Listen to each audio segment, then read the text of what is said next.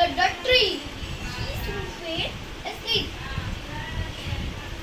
Suddenly, monkey spoke to hold the cat and clean up the tree. When the captain woke up, he found all his cat missing. He looked up and saw all the monkeys. Where is cat?